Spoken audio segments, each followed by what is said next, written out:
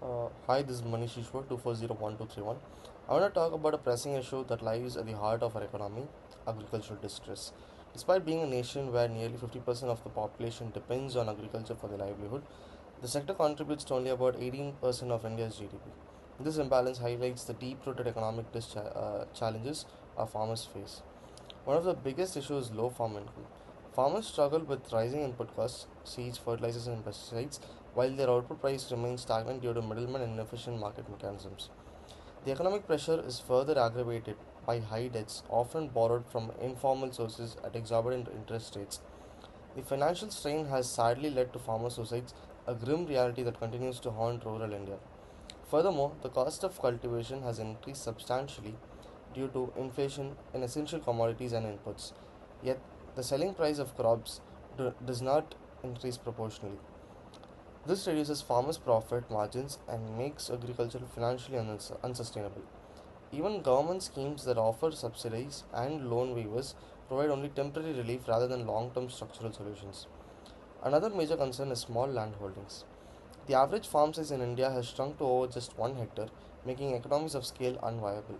Mechanization remains limited and productivity suffers due to lack of irrigation facilities, making farmers dependent on the monsoon. Climate change has further exacerbated the problem, leading to unpredictable rainfall, droughts, and floods, which destroy crops and wipe out earnings. Additionally, soil degradation and water scarcity are critical issues.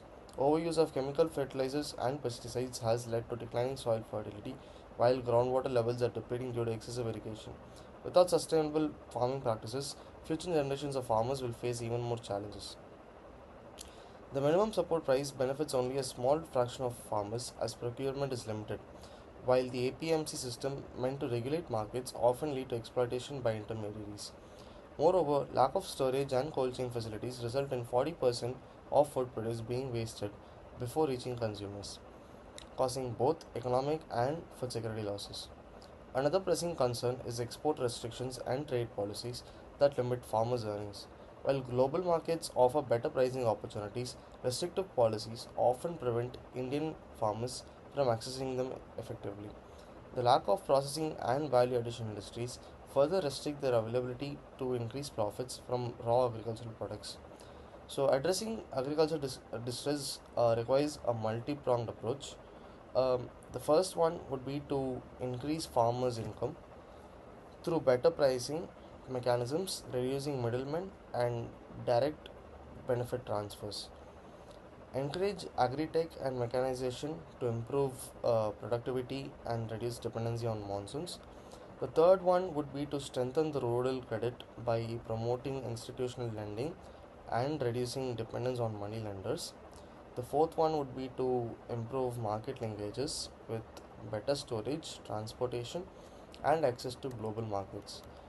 Fifth one would be to diversify agriculture by promoting horticulture, dairy, and fisheries to create multiple income streams for farmers.